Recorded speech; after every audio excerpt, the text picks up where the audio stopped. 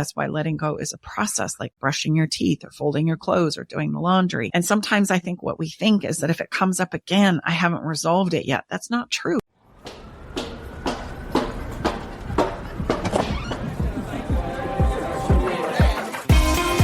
Hey, thank you for coming. Welcome to the Love Shack. Hey, welcome to the Love Shack. It's a little old place where we get together, explore fresh perspectives, eavesdrop on juicy conversations to discover the things that really matter while having a little bit of fun along the way. This is episode number 134. And today I have really good news for you. We are going to do a Q&A from you, our followers. Today we're going to be delving into the most popular questions and concerns surrounding relationship struggles and, most importantly, how to navigate them. This is the Transformative podcast that explores the intricate dynamics of love and relationships. And I'm your host, Stacey Bartley, and I'm thrilled to have you join us for an enlightening episode of self-discovery and relationship empowerment, along with my co-host and lover, Tom, and our wonderful, often behind-the-scenes girl, Brooke Brown. So welcome. It is great to have you with us. So here's the thing. We understand that relationships can be both a source of immense joy and journeys of challenges. Our mission is to provide you with the guidance, wisdom, and practical tools that you need to navigate the inevitable ups and downs of love with confidence and clarity. So today in this episode, we're diving deep into the very questions that have resonated with you, the listener, the viewer, the follower. From communication breakdowns to trust issues, we're going to explore the common obstacles that contest even the strongest of partnerships. Whether you're currently facing rocky times in your relationship, feeling on the verge of giving up, or simply looking to deepen the connection with your partner, you've come to the right place. It's time to rewrite the script of your love life and uncover the boundless possibilities that lie ahead. So prepare yourself with an episode that's brimming with insightful revelations and transformative strategies and those aha moments that we all long for. This is going to give you the power to revolutionize your approach to relationships. So we're going to embark on this journey together. And here's the really fun part. Tom and I don't have any idea what the questions are going to be because Brooke Brown, the girl behind the scenes, has curated and pulled these things from our followers from all social media platforms, as well as clients that engage with us on a day-by-day private basis. So let's go, shall we? Let's jump in. Brooke Brown, what's your first question? Number one is, how do you deal with a partner who defaults to defensiveness in the form of mocking or insulting? That's hard. And the reason why that's hard is because the first thing you're going to do is get defensive yourself, which the best thing I could do is say, you know what you're saying is hurting my feelings. You're mocking me. I feel like you're getting defensive. Is there anything that you need to hear from me to calm down so that we can have a conversation? If not, okay, go ahead, be defensive. But you know what? I'm not going to stick around for you to criticize me, belittle me, or mock me. So I'm going to tap out. I'm going to pause. And when you get clear about what it is you want to say, then go ahead and come and get me, because I do really want to hear what you have to say, but not at my expense. That is a no-fly zone. And nobody needs to set themselves up for that. If there's anything I'm really passionate about in my private work or online work with couples, is that nobody gets to put somebody in a corner and then just expect me to join them in ganging up on them. Like, that's a no-fly zone. And that's never going to take us in the direction that we need to go anyway. So you can say, sorry, you're having a difficult day, but you don't get to take this out on me. We're done now. Why don't you come get me when you have something that you want to share with me? Helps us move the needle forward in the direction we want to go. Which is very atypical, because typically we try to match that defensiveness with our defensiveness, right? Yes. So we're going to, as if that's going to help us. Yeah, back to my analogy, it's kind of like everybody's going right, you're going to go left. Because you know where turning right takes you. It always is going to take you to an escalated fight. You get defensive because they're defensive and mocking you and belittling you and criticizing you. We all know where that's going to take us, right? Yes, you deserve to stick up for yourself, but stick up for yourself in a way that shuts it down, not escalates it. Don't add fuel to the fire, so to speak. Take your power to create and go in a different direction and shut it down by saying, you can do this. I'm not participating. Come get me when you're clear about what it is you have to say. Question 2. A question that many of our followers and every human on the planet probably is wondering. We talk a lot about letting go of the past. So we just had a question posted today really that said, but how do I let go? How do I really let go? Because we talked in our last episode, we love to hold on to these things to remind us of the pain. So how can we really stop letting those things hold us back? There's two parts to letting go. And I want you to think about letting go as a practice, just like exhaling. There's an inhale and an exhale for us as a human being. And I think that's the greatest association that I have to letting go, is that we're navigating life and it's coming at us fast and furious. And we accumulate a lot of things that are working for us and a lot of things, quite frankly, that don't work for us. And then there's these things that happen that we don't know what to do with. And our inclination, like we've talked about in the previous podcast, of how we start hanging on to things, is that the illusionary belief is that hanging on to these things are going to prevent us from feeling pain in the future, without realizing that hanging on to things just causes me to feel more pain in the moment instead. And so that's a great question. How do we let go? That's a practice. I have to recognize and realize where I end and my person begins, and that what I need to focus on is doing my part in knowing that I'm showing up congruent in the relationship. Let me give you an example. I have to be able to ask for what I want, advocate for what I need, or address anything that might be coming up in my relationship that's not working for me. And when I can't do that, and I'm asking to be able to do that, and maybe my partner is upset, they're throwing a fit, they're not wanting to engage, they're not wanting to keep their agreements, they're not wanting to participate or contribute because they're going through some emotional difficult things themselves. In the letting go process, I've got to recognize and realize that that doesn't have anything to do with me and a wrestle that they're having. And so I've got to let that go. I've got to be able to just say, this doesn't have anything to do with me. I'm going to do my part to feel better about what I am doing. And I'm going to just trust that they're going to work this out. And I'm going to ask them, can I support you? Can I help you in this? Otherwise, I've got to let it go. Let's say there's things in the past too that have happened. Let's say that somebody's hurt your feelings, said some really messed up things, or maybe broken trust in a myriad of ways, whether that's spending money, gambling, drinking, addiction, booze, or actually an affair. These are the things that tend to get us bogged down that we can't let go of. And here's the thing, we need to understand what you can do and what you can't do. So just as I had said, you can advocate, you can let it know, you can express it, you can work on it. And sometimes your partner is not in a place where you can do that with him or her. And they'll say, I can't talk about this right now. I don't want to do this right now. I can't go there right now. And you'll start to see the defensiveness come up in some of these bigger places where, really, you're going to go there? That just means I don't want to address it and I don't want to talk. And so then these are things in the letting go process that you've got to learn to digest down and get support and help with on your own, so that you can start to see, okay, wait, they're just dealing with their own feelings of guilt and shame, or addiction, or broken trust, or broken agreements, or their unwillingness to get going themselves. This doesn't have anything to do with me. I'm going to do what I need to do for me. And I'm going to have to encourage them to, at some point in time, re-engage in the relationship. Is going to continue. But in the end, I've got to be able to navigate and let go of it myself. It's, I guess at the end, as we summarize it, it's a process that's ongoing. You don't just let it go once and be done with it.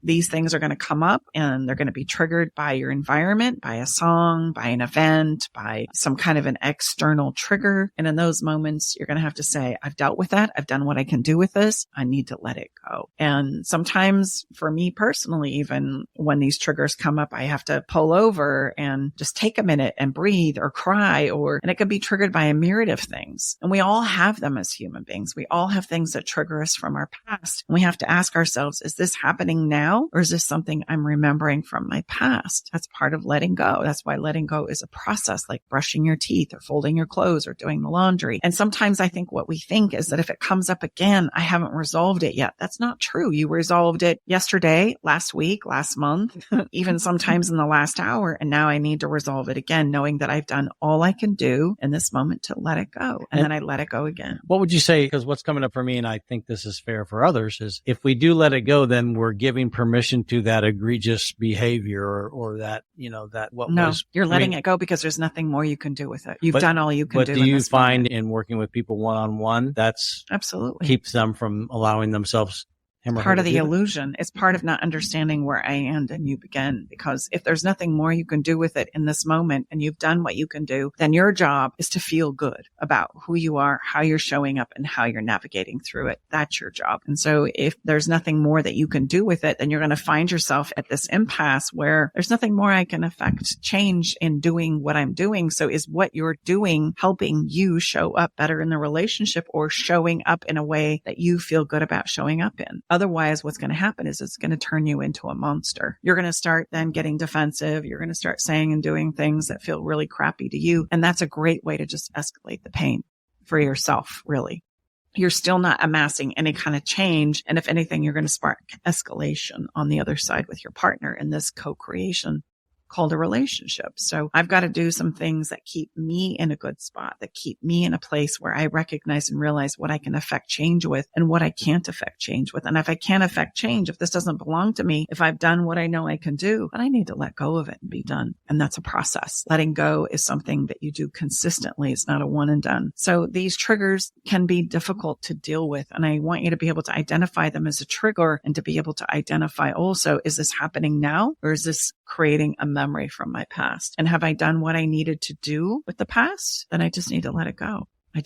Or is this signaling me to say something, to advocate for something, to elicit support? One of my favorite things to do is very counterintuitive when I notice that there are some things coming up that are a trigger from our past, for example, or any of my past, to challenge myself to just say, what can I do to support you? Because I notice that this is a firing off method for me, which tells me that you're struggling because you're acting out. So rather than me start to act out because you're acting out, which is just going to escalate a fight and create a problem, I'm going to say, how can we get to resolution really quick? And my quickest path that I have found to resolution with a partner is, what do you need?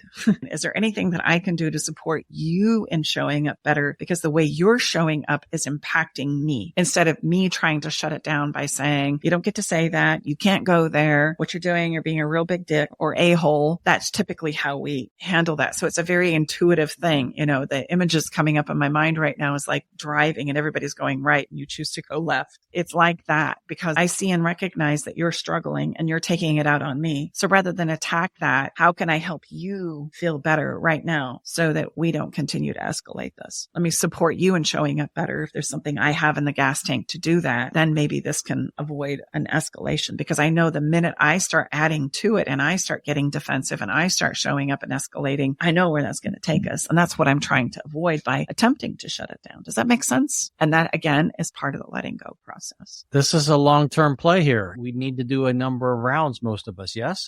As wonderful may be to just say we're going to let it go. That's not at all what we're saying here. This is a process, but at the end of the day, like Stacey said, I think it's important. Is this leading you, if you're choosing to not be able to let it go, is it leading you to be able to feel better? Because remember, you show up as good as we feel. Well, and I know the minute personally that I start saying and doing some things that are not okay inside of myself, man, that was harsh, or gee, you were kind of an a-hole, or my gosh, did you have to be so sharp, shut it down? Then I start to feel really crappy about myself. This is how we start to turn into monsters of ourselves. That's just going to spiral my own fear and insecurity inside of myself.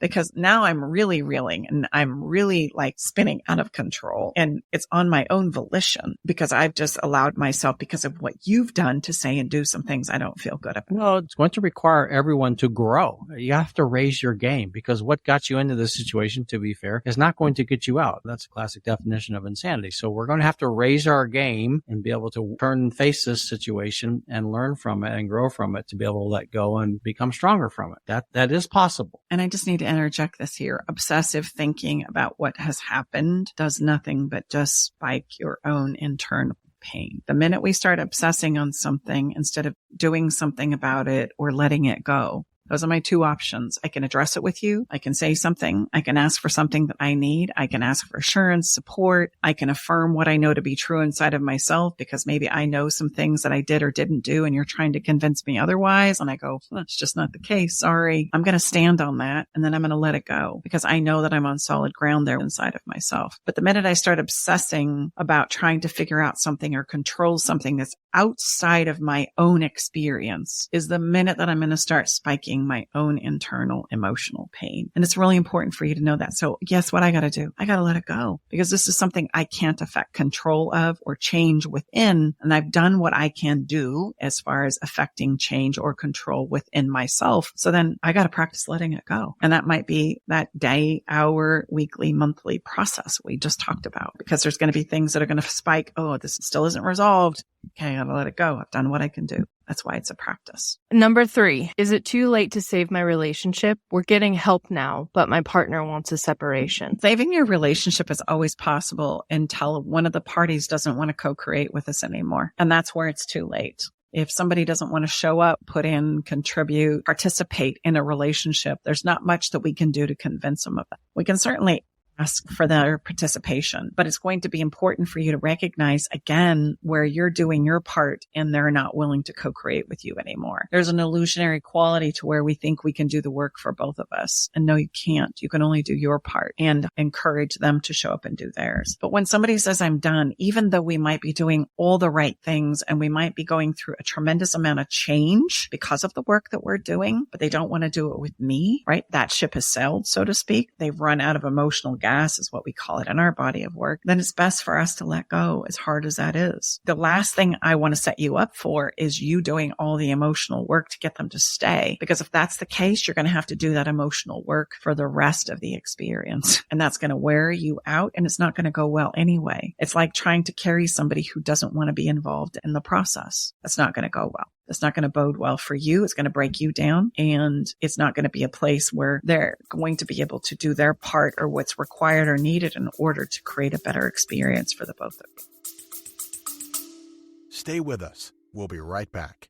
Navigating the silent, complex moments of separation or your partner's need for space can feel like walking through a maze without a map. If this sounds familiar, know that you are not alone. This journey, filled with uncertainties and introspection, requires a gentle, understanding guide. Hey, I'm Brooke from Love Shack Live. We see you, and more importantly, we get it. That's why we created the Separation Support Bundle, a collection of resources designed to not just guide you through separation, but to offer comfort and clarity during these times. Our separation guide offers insights and support to help make sense of your emotions and the process of separation. And for those moments when words escape you, our guide on 10 texts to send when navigating space provides thoughtful prompts to help communicate with compassion, plus a soothing separation meditation to help ease the overwhelming moments. Because sometimes all we need is a starting point or a way to start feeling okay again. Remember, you don't have to journey through these complexities of separation alone. Our separation support bundle is here to accompany you,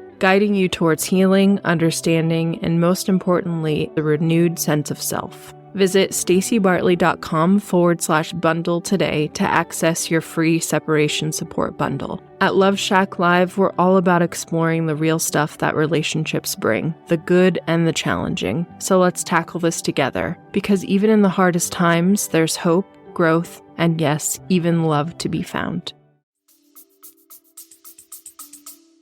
Question 4. I feel like all I do is talk and ask my partner to meet my needs, but he never changes. I love this question, because if all you're doing is doing all the talking, then there's a whole nother piece of the co-creation that's being missed. That's the sharing of your partner on the other side. And there's no level or amount or volume of talking that's going to get them to engage with you in a conversation. And it's not just about meeting your needs, remember, in a co-creation. It's about meeting their needs as well. And obviously, you're thinking that if you have your needs met, that you're going to be happy and everything is going to be okay. And I get that. That's a very human perspective to come from, but that's not how co-creation works. Co-creation works because everybody's needs are being met. And so the more you belabor the part that you're not getting your needs met, the more shut down your partner is coming. And until you get them to speak, you're probably not going to be able to co-create with them at all. So here's the tough part, the challenging part, because that illusion that if I get my needs met, everything is going to be okay. You're going to have to set it aside. You're going to have to set it down. And you're going to have to focus on meeting the needs and getting your partner to create something with you first. They're going to have to feel like they're a part of this relationship, that they matter in this relationship, and that they too can have a voice, because otherwise they're going to continue to shut down. You're going to continue to beat them up for not getting their needs met, and the whole thing is going to dissolve. It is. It's going to break down. I know that's the bearer of bad news, but it's important for you to understand how it is that relationships work. And you cannot beg and plead somebody to meet your needs enough and get them to show up so that you can co-create and create a better experience for the two of you, not for the one of you, but for the two of you, if somebody is not willing to participate. And they usually don't participate because they don't feel like there's a safe space for them to show up in. Also, I feel like sometimes when we are telling our partner that what our needs are, we're not actually doing that. We're not actually saying this is what my needs are. We're saying you're not doing this. Yeah. You're beating on them instead. You're criticizing them, beating them up, in an effort to try and get what it is you want. That's a good point, Brooke, because very few of us are good about asking for what it is we truly want in our relationships in a way that works. Well, and I think there's a very thin line, like Brooke just shared. Advocating, yes, but then we're advocating and we step over into blaming and shaming. So like, you don't do that. Advocating is advocating, and then allow your partner, him or her, to understand what it is you're truly asking for and making sure they do understand. If they don't, then they need to ask questions. I'm thinking of a handful of couples right now where literally they'll come in for a session and one of the partners will do all the talking for the session. And I literally have to say, okay, great. I love that you understand so much about yourself and what's going on here, but let's give your partner a chance to talk. Don't diagnose them. Don't label them. Don't tell them what's wrong with them. Don't continue to beat them up for what it is they're not doing, because that's not going to get them to show up in a way that you can co-create with them. It's going to have to be a manner of, help me understand how you feel about this. What would you say about this? Is your perspective the same as mine around this? You're inviting them into the conversation. And realize when we advocate, then yes, we need to allow our partner, him or her, to say, no, they understand it. And then now here's an important part that we can't forget is they may not be willing or want to meet you there, but then we need to say, okay, then what is it that you would be willing to meet? So this is a negotiation here. Okay. They may not be getting met your needs because you haven't given them the opportunity to respond back and say where they might be able to meet you instead. That's part of it, and an important part that always gets left out. We think if we bang on them more, then we're going to finally get what it is we want. And that's not how it works. When in your life have you ever wanted to do better when someone just continually tells you what's wrong with you? When have you been like, okay, I'm going to step up to the plate and fix all of these things that you are saying are wrong with me over and over and over again? That's just not a good way to approach that. It doesn't make you feel loving towards the person that is telling you what a shit person you are. Mm-hmm. It makes you resent them. So yes, there are some needs that might not be getting met, but you have to ask yourself, are you showing up in a loving way when you're asking for them to be met? Because I bet you a lot of you aren't. I was just going to say, in the conversation in your head is, I'll love them when they can love me. That's it. Mm-hmm. You're not going to get very far with that because you're going to continue to degrade the relationship. I think it's very classic. It's interesting. All of us humans, we hear certain parts of kind of the total solution. And so and especially here, because we come at a place, I think, of very practical, but it does require us to grow and expand and look at things perhaps differently than what we hear out there or what's been modeled to us. And you've got to give that person the ability to respond back and say, no, I'm not able to do that. Then what would you be willing to do? And then you have to have the permission and safety to explore that rather than just cut it off and say, obviously you don't love me then. Well, wait a minute. You asked me if I could meet you there and I'm saying no. What else could you do instead? There's so much advice out there right now that says if you're not getting your needs met, then you need to end the relationship because it's not the relationship for you. But that's such a surface level analysis of the situation. You're not thinking of the nuances. Number one, how are you asking for your needs to be met? Number two, is it happening like in a fight? Are you yelling at each other? Because that's not a good environment to solve these issues during. And number three, I think we just don't think we're angry because our needs are not being met, which is a normal reaction. We're not saying that's not normal. That's a frustrating experience for your needs to not be met. But you can't then take that anger and that's how you expect your needs to be met, because that's not a healthy relationship dynamic. Let me ask, so, babe, when you're working with people and you get them to understand this back and forth that we're all just talking about, ultimately, you always like to say, if everybody stays in their lane and continues that open and communication to understand, typically there can be a solution, right?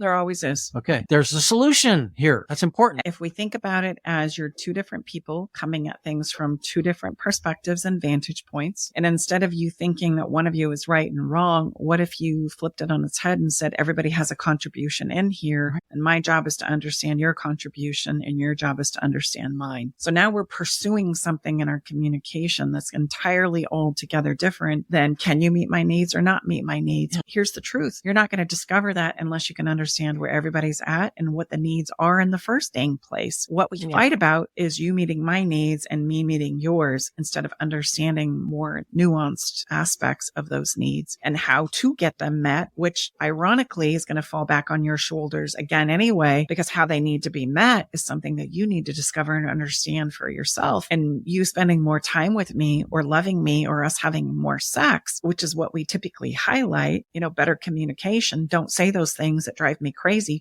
Change your tone of voice. When are you going to start doing it my way is what we're really saying. And I'm not going to ever be able to be successful in doing it your way because it's not my way. You don't even understand my way. And if you don't understand my way, then you don't understand me. And I don't want to co-create with you anyway. So we shut down and we rip bases off. Does that make sense? I hope that that's really clear in regards to how that plays out. And I would just add one other caveat, not to be the bearer of news. Guess what? Those needs and wants are always going to be changing too. That's why it's a constant. You don't just name them when you come together with your special someone. Now you check it off and we're good. No, that's going to change maybe next week. Well, and when you think about relationships like a co-creation, you can think about the needs of each person as like a more of a team activity. It's not you meeting my needs and me meeting yours. That is what it is. But if you can have some understanding and the want for your partner to succeed in doing these things, then the whole process we're talking about, the conversation, the teaching, the negotiating can be a nice activity that brings you closer rather than feeling like you're at war with each other and like you're giving something up in the negotiating part. It doesn't have to be like that. It can be a situation where people can make mistakes, and because newsflash, there are going to be mistakes and it can go wrong, but then you can laugh about it. It can be a really flexible dance. It doesn't have to be this, you failed of meeting that need, so we need to sit down and have a talk about it. That's not what we want it to be like for you. We want this to be a very nice, peaceful, it should build your relationship up, not tear it down.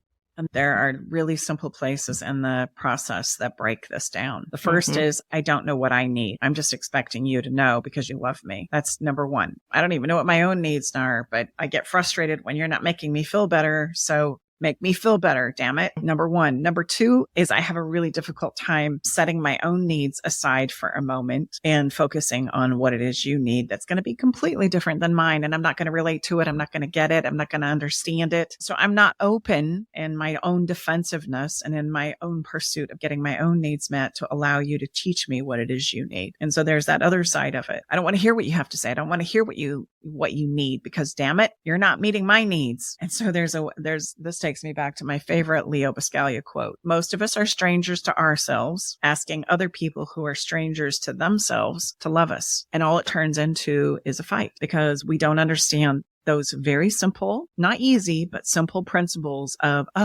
you see, there's my needs. And do I understand what those are? And can I advocate for those needs? Can I get specific with those needs? And then the other side of it is, can I set those down and long enough to understand that the person that I'm probably in a relationship with and say I love and adore has completely different needs that I don't relate to, that I don't understand? And can I stop trying to enroll them in what it is I need long enough to allow them to teach me what it is they need? Because until I can do that, nobody's needs are going to get met. We're just going to fight. And if you need help, please reach out to us. We'll be happy to help you. thebetterloveclub.com.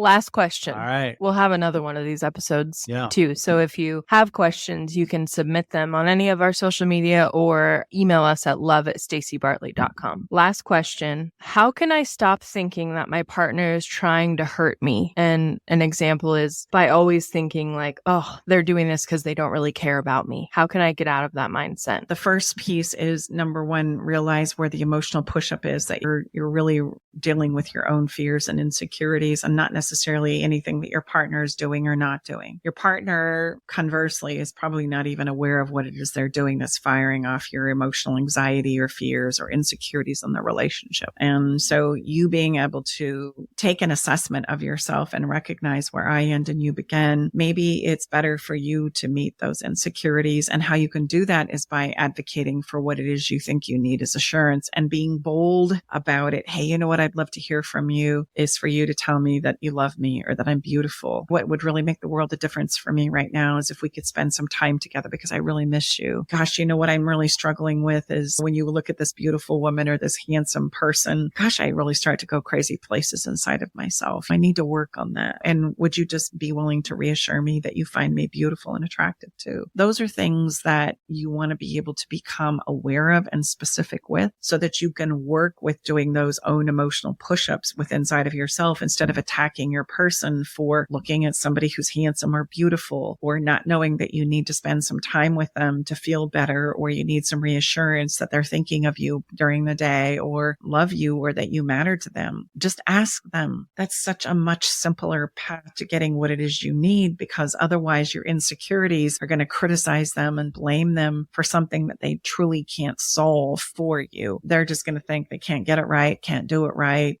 They're always going to feel like they're getting banged up on because you're not taking responsibility for your own internal emotional experience that they can't get a pulse on. They can't plug into. They don't understand. They don't get it. They just know that there's a lot of things that they are not doing that you continue to bang on them for. Because is it normal to need reassurance in your relationship? We all need reassurance in our relationship. Every single person on the planet needs reassurance. Pick a person in the world that comes to your mind that you see or view as confident, assured, knocking it out of the park in whatever arena we're talking about, whether that's health and fitness or business, financial, etc. And I promise you, that if you look at their more intimate lives, you're going to find a place where they're insecure. They struggle. They don't have it together. We have many clients who are highly successful in the world at large. And when you start to get a peek behind the curtain, yes, they're really good doctors, surgeons, lawyers, entrepreneurs, and they struggle too, just like the rest of us. They just have these places where they can show up and become exceptionally masterful. And to be very clear and candid and disclosed with you, I have fears and insecurities within inside of myself that I wrestle with. This handsome man I'm sitting to has fears and insecurities that he wrestles with, regardless of how you see us appear here in this video or on this podcast, being confident and clear about relationships and skills, etc., because that's what we do. But remember, it's always a human experience first. And every single human being, regardless of what they do or how they show up in the world on the exterior, has a fear and insecurity within inside of themselves that they're wrestling with. And that will be forever and always. And you know what the irony is sometimes the more successful I am on the exterior, the more I struggle on the interior of things. Like you would be shocked and amazed at what they struggle with. You really would, because oftentimes what I struggle with perpetuates my need to do more in the exterior. And without that, we wouldn't be able to do more in the exterior. And now we're talking about something we probably should stop talking about. We talk about it inside the Better Love Club. It's a little thing called contrast or polarity, where that's the world we live in. And I think there's some real grace that we can extend to all of us. Look, as Stacey loves to remind us, we're human first and then add whatever you want. The title, your the successes, and your money, the initials, and your bank account. Yeah. But if you're human first, then we're far more similar how we're wired than different. We are. That's good news. Okay, it's good news. The reason why I wanted to include this question in this episode is because I know that when I've needed reassurance in my relationship, sometimes I feel bad about it. And it feels like, oh, I'm weak, or I'm letting my anxiety win, or all of these things that we think about ourselves. And I just want to remind everyone listening that, first of all, it's a normal need to need your partner to tell you that you matter and that they love you and that you're the most important person. All of those things are very normal to want to hear. And if you need reassurance more than other people because you're an anxious person, that's okay. You just need to build that into your emotional needs, and you need to make it known to your partner when you are feeling like you need some reassurance. Yeah, again, I'm going to use this, but I think it's very appropriate. Is that would be like saying in the investment world that appreciation doesn't matter. Well, that's like the only thing that matters. Have you ever said, oh, you appreciated me too much, you don't need to do that today? I've never experienced that. And I've never said anyone had ever said that. If I'm appreciating them, like, oh, you don't need to, I'm good today. Tank's full. The heck it is. That's fair. Spread that fairy dust, man. You just lather it. Just share it like you're like the fairy dust godmother or godfather. Really. I mean, and try it out. And then guess what? People are going to love to be around you. Why? Because you make them feel better. That's why. You remind them who they are. That's a beautiful thing. It really is.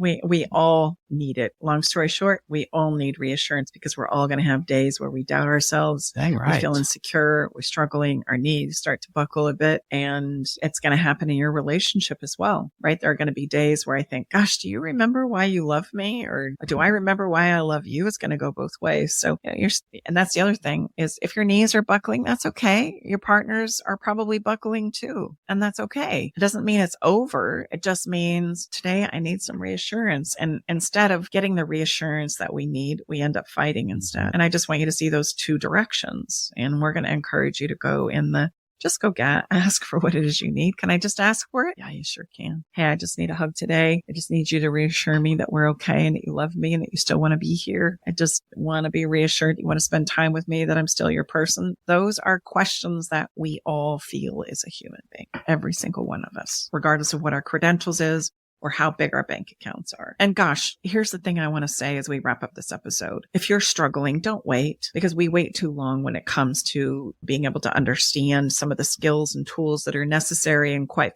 frankly required for improving the trajectory of my relationship in this moment. And so just like you wouldn't wait if you knew you had an infection in your body, you wouldn't wait to treat it. You would do it ASAP, because the longer that you wait, the more egregious it's going to become and the longer the path to recovery is. And that is no different than your relationship. It's just an emotional journey instead of a physical journey, but all the same principles apply. So if you find yourself in a place where you know you have an infection, you know there's some things that you're struggling with, then get help sooner than later, because if you don't, it just continues to traditionally increase and get progressive. So reach out. We invite each of you to check us out, learn about the Better Love Club. We have lots of ways that you can work with us, and you can go to our website and just explore the Work With Us page, and you can see all kinds of information that is available for you there, including free resources to help you do what it is you need to do now to affect the change and switch up that direction that maybe you're headed in. So don't miss that opportunity. We would love to be of support and help to you in whatever way we potentially can be.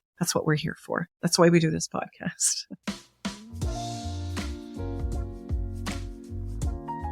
So what's the fun? Oh, it's called a 911 kiss. A 911 kiss? Yes. So here's the thing. Oh my. In fact, I'm going to have you do it to me. So I'm going to kiss you? Not on the lips. You're going to take my hand and you're going to kiss my palm. And then you're going to roll my fingers up and you're going to say, save that in case of an emergency. Save that in case of... Oh, I like that.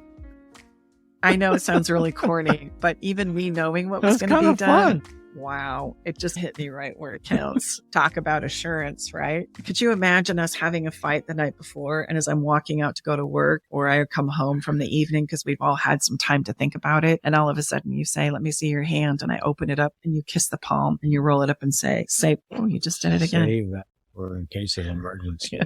We are in an emergency right now. And you know what I'm going to want to do after he does that? Kiss him. I'm going to want to kiss him right on the lips. So, okay, give it a whirl. Like a 911 kiss. Nice. The more you feel resistant to doing it, the more you probably should. So the song selected for today's episode is Isaac Danielson, If You Ever Forget to Love Me. And I just thought this was such a perfect fit because of what we've talked about. All of these questions from you, our listener, highlight the fact that at some point in time when you ask this question, your knees are buckling and you're needing a little bit of that reassurance because you're not quite sure where you're going in your relationship. And I just want you to know that's true for all of us. And this song by Isaac Danielson basically sums it up by saying, there may be a day when I'm not myself and you're tired of the fight with me because I'm not showing up as, and so I'm going to write all the things that we've been through and all the things that we've created together. I'm going to write it on the mirror. I'm going to write it on the table. I'm going to write it on the wall so that you won't forget that you love me, because you may. And that's a risk we all have, right? We all have moments where we go,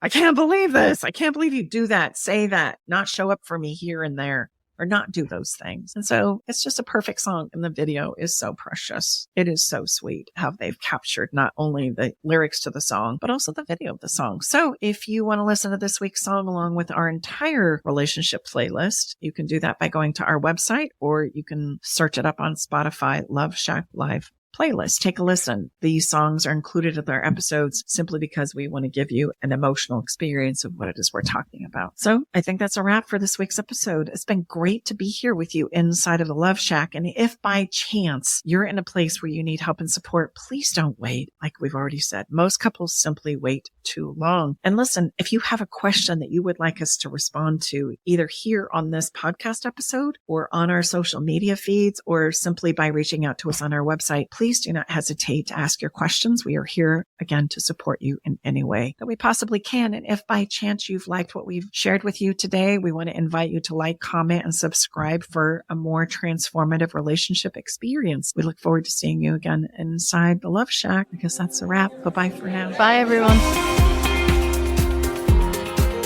All right, it's time to leave the Love Shack. But before we part ways, we want you to know our door is always open and we'll leave the porch light on, ready to welcome you back whenever you need a dose of relationship wisdom. For more resources and tools, visit us at loveshacklive.com to dive deeper into the topics we've explored and find additional support for your relationship journey. Stay connected by subscribing to our podcast. Thank you for being part of our Love Shack Live community.